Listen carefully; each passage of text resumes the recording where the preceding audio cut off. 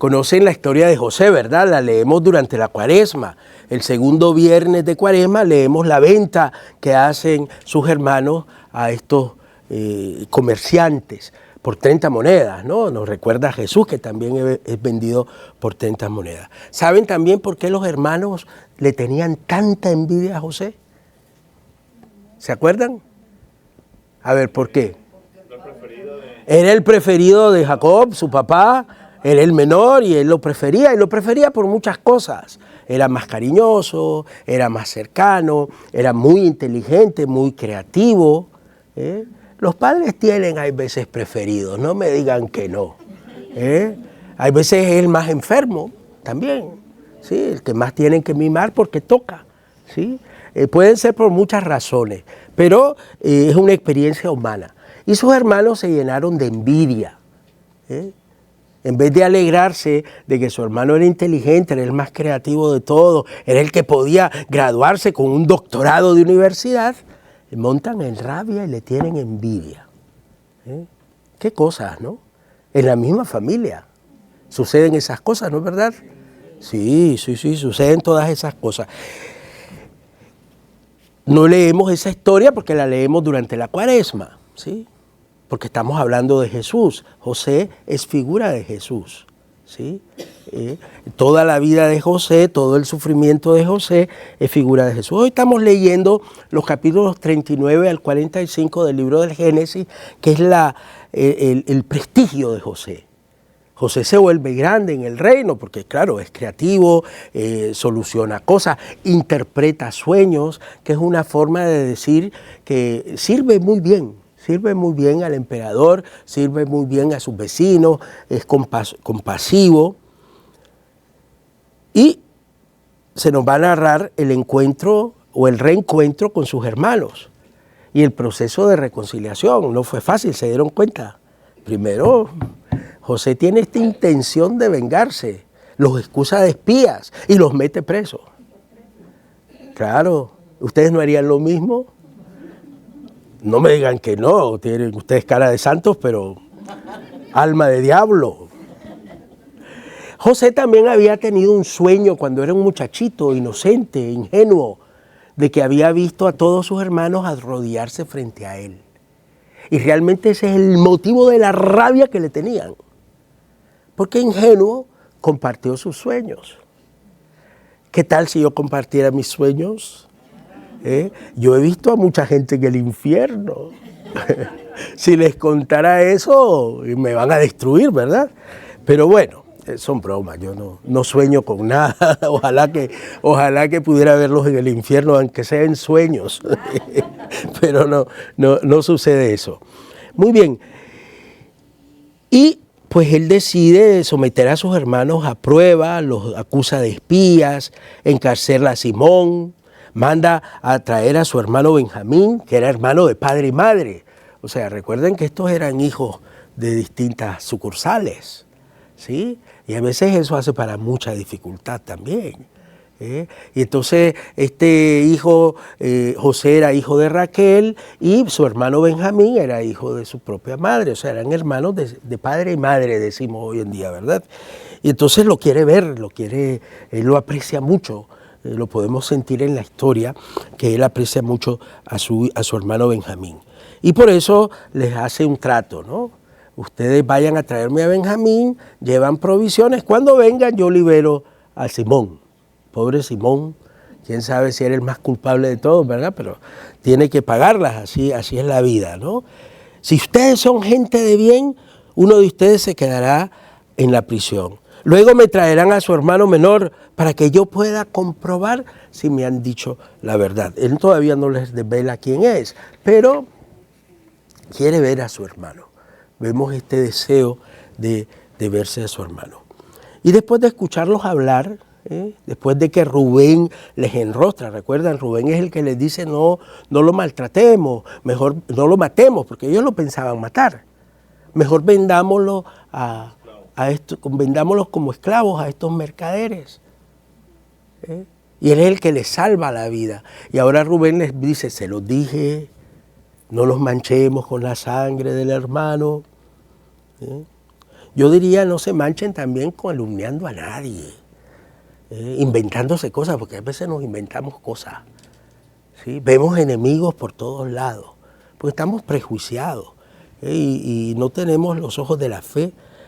Al final José va a tener los ojos de la fe y va a escalar por esos sueños que tiene y por esos deseos que tiene de ser alguien servible a todos, va a escalar posiciones en la corte y va a ser el gobernador de todo Egipto.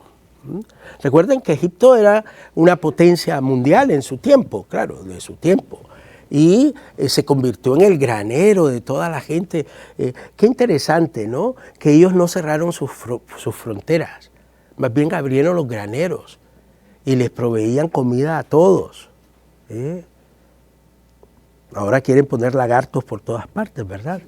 Pero es es como algo opuesto a lo que estamos viviendo, ¿no? En tiempos de necesidad, ellos abren los graneros, y no solo para su gente, sino para toda la gente. Qué bonito, ¿no? Hay veces, como naciones, necesitamos ser solidarios, ¿sí? Ser solidarios. Miren todas las cosas que estamos aprendiendo. Pues este texto es una invitación a creer en la providencia de Dios. Eso es lo que es. Dios escribe recto en renglones torcidos. Nosotros intencionalmente le torcemos las líneas al Señor, pero Él sigue escribiendo recto. ¿Cuántos dicen amén? Amén. Y por eso esta historia es una invitación a la iglesia, a la comunidad, pero también personalmente a confiar plenamente en la providencia de Dios, a no dejarnos arrastrar por las perezas, por las ambiciones, por los odios, por los intereses, a reconciliarnos con nuestros hermanos, a repensar la vida, a asumir nuevas perspectivas, que es lo que le toca a los hermanos, ¿no? Cuando se ven en apuro, ellos reorganizan su vida, pero reorganizan desde la realidad. Hemos pecado. Estamos pagando por lo que le hicimos a José. Estamos pagando. Entonces van a desarrollar nuevas actitudes y no se van a hacer reaccionarios. A nosotros nos encanta hacernos reaccionarios, nos encanta hacernos víctimas. Pobrecito yo, me dan palo porque yo soy tan bueno. No es así la vida.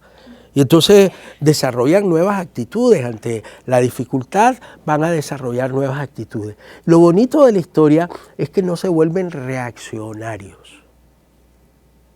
Yo les propongo que ante la misma situación, la mayoría de nosotros sería reaccionario. Yo sería el primero, de verdad, porque no es fácil.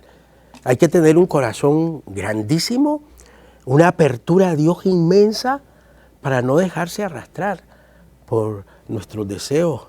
Ahí están ahí presentes, aunque no los quieran reconocer.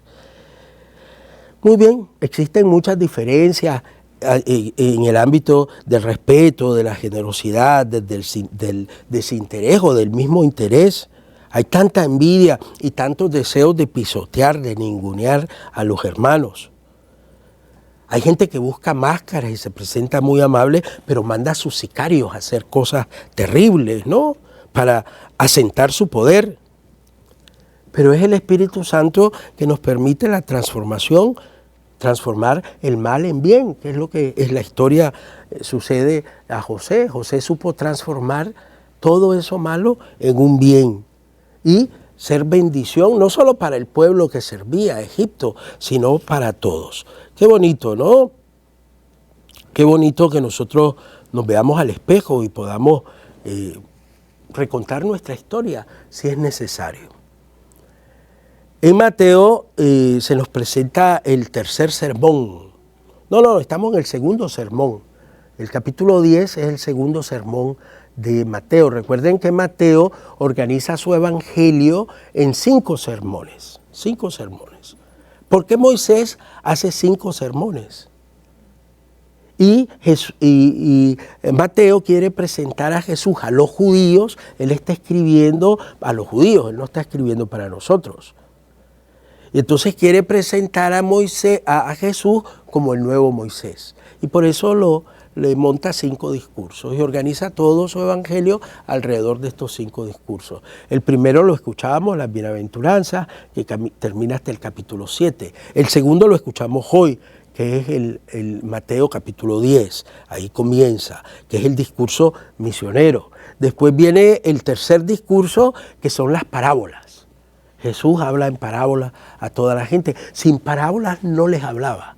Les contaba cuenticos que quedaban abiertos para la profundización. Después viene el discurso eclesiológico, que es el capítulo 18.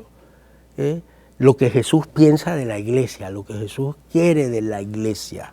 El capítulo 18 de Mateo. Y por último, el discurso escatológico. Escatos quiere decir en griego pupú. El final del proceso. El discurso del final. Pues el que vive bien, muere bien. Y el que vive mal, muere maldiciendo, muere amargado. Va a haber un final para todos. Aquí en esta tierra y el final del mundo, desde luego, donde va a haber un juicio final. Y es un discurso muy bonito. Comienza con las 10 vírgenes que esperan a que llegue el novio, ¿no? Dice que el final va a ser como esa fiesta de bodas.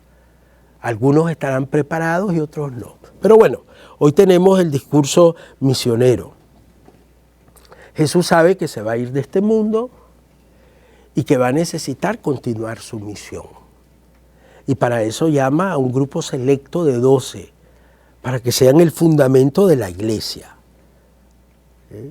Incluso Judas Iscariote estaba ahí, como un fundamento de la iglesia. Jesús soñó a Judas Iscariote como un fundamento de la iglesia. Él no quiso, pero esa es otra cosa. ¿Sí? Él no pudo superar sus limitaciones, pero esa es otra cosa. Pero Jesús lo soñó a él como un fundamento de la iglesia. Miren qué bonito. Jesús nos sueña a cada uno de nosotros como un fundamento de la familia, de la iglesia, de la comunidad cristiana. Si tú no puedes responder por cualquier cosa, esa no es cosa de Jesús. Pero Jesús te sueña, y te sueña bonito. ¿Cuántos dicen amén? Amén. Lo otro que a mí siempre me ha impresionado de este texto es que Jesús llamó por nombres, ¿no? Simón, Andrés, Santiago, Juan, Felipe, Bartolomé, Tomás, Mateo, el publicano, dice él, se aclara ahí mismo, que él era un pecador, cobrador de impuestos, colaborador del régimen romano, Santiago y Tadeo, y Judas Iscariote. Simón también, Simón el cananeo, ¿no? Bien, ¿qué quiere decir esto para nosotros? Bueno, que a nosotros el Señor nos llama por nuestro nombre, y nuestro nombre viene cargado con nuestra experiencia de amor, de desamor, nuestras propias historias personales, que podemos superarlas poco a poco, y los envía a proclamar el reino. Qué bonito, ¿no? El Señor quiere organizar un grupo de apóstoles que continúen su obra de bondad para todos. Y eso sigue siendo nuestra misión. Por eso lo mejor que puede hacer un cristiano es dar testimonio del amor y de la cercanía de Dios en nuestros corazones. El Señor nos llama a cada uno con nuestras propias historias personales, nuestras virtudes, nuestras carencias, pero nos da la fuerza de su Espíritu. ¿Para qué? Para curar enfermedades y expulsar espíritus inmundos. Curar enfermedades y expulsar espíritus inmundos. Ayer se le acercó a Jesús un hombre mudo, ¿no? ¿Se acuerdan? El original dice en nuestro texto que leíamos, dice que el hombre estaba endemoniado. Otra traducción posible de ese mismo texto es el hombre estaba roto. Recuerden que diabolos, demonio, quiere decir el que rompe. ¿Sí? Y entonces le llevaron a Jesús a alguien que estaba roto, Pues nosotros también tenemos que llevar a Jesús. Tanta gente que conocemos que en realidad están rotos. La gente lo piensa como endemoniados, pero en realidad están rotos. Llevémosle todo ese tipo de gente a Jesús, porque esa es nuestra misión. Para eso nos ha llamado por nuestro nombre. ¿Cuántos dicen amén?